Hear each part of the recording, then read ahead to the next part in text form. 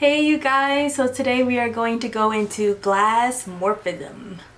It would be best to understand the general idea about how to get this GlassMorphism instead of specifics. That way you can have it look exactly how you want it to look. So let's get into it. Okay, so here we have it. We are opened up into Adobe Xd. And right now I'm picking a color for the background. So I went to linear gradient, and I think the background looks better if you have a background to your GlassMorphism, a gradient to it, so that it will shine through well. And so the background right now, I'm choosing the colors. So you just go into linear gradient under fill, you go down the drop box and you hit linear gradient. So now I'm looking for the colors that I want. And I want like a purplish, bluish color for this.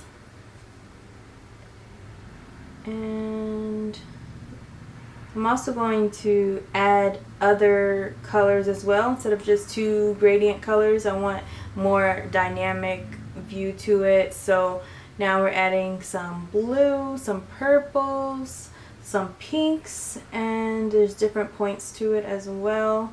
And I'm just trying to get the perfect gradient for this, or what I would like to do for this. And so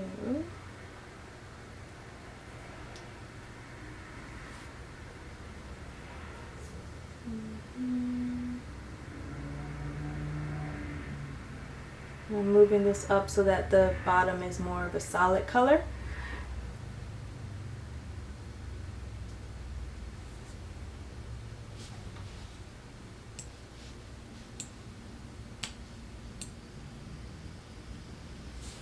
So now I'm adding the rectangle, and the rectangle is what we're going to make the GlassMorphism show up there. So I'm changing the fill. First is also going to be linear gradient, and I'm also going to make it so that it goes to the two sides diagonally. So now the first step would be to change the opacity level. Both colors are going to be white, but one is going to be one opacity level and one is going to be a different one, about 20%, and then one would be higher than that, a little bit higher, or like 15%, and then the other side would be about 20, 25. I only put 47 here, but you're going to see I'm going to go back and change that because once the items go behind it, you won't be able to see it as clearly.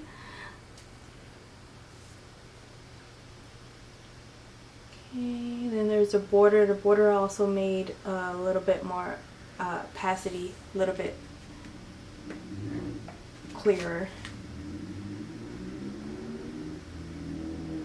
Then I added a drop shadow as well, 15-15, and then a blur of 6, and also a background blur, putting up the opacity, making the brightness to 0. And then playing with that amount there, background blur. You can always change that later. Once you put items behind it, you can kind of move it around so that if you want more blur or less blur.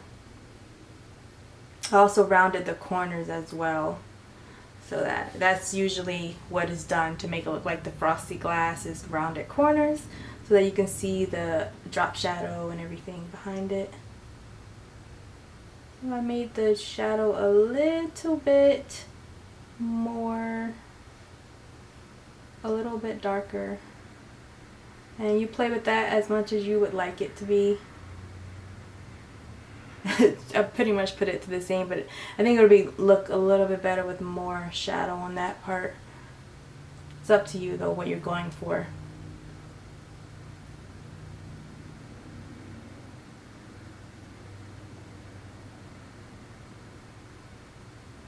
As you can see, when you look past it, you can see the colors kind of shining through, the purple, and then the left side is blue, so you can see the opacity through, but it still looks a little frosty. Now I'm making another shape, a circle, to go behind it, and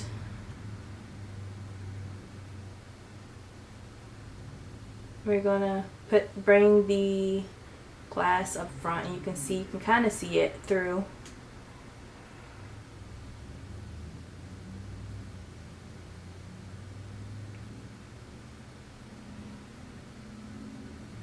Okay, so the good thing about Adobe Xd, you can copy and then you can paste just the appearance of it. So whatever options you put there to make it glass, you don't have to keep doing the GlassMorphism over and over again. You can just put the appearance of GlassMorphism from the first one that you put in, that you made, so that you don't have to keep doing that over and over again. And then you can change colors if you want. So that's what I'm doing here. I'm adding the colors to the screen, and then I want the little circle to be the same colors as the background, but of course, because the object is smaller, it's not going to look exactly the same. And playing with the opacity level of this as well, and where I want the colors to be clear at.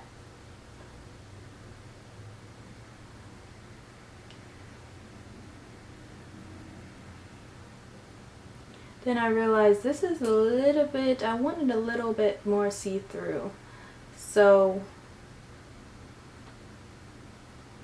first I worked on the background blur,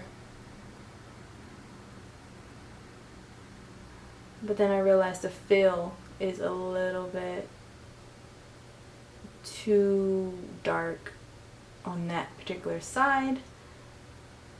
So then I started to make it a little bit more clear and see-through, and as you can see that you can see the circle and the blur a little bit better now.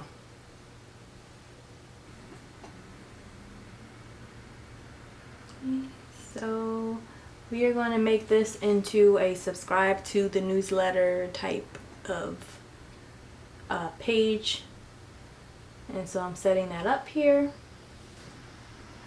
making the font bigger.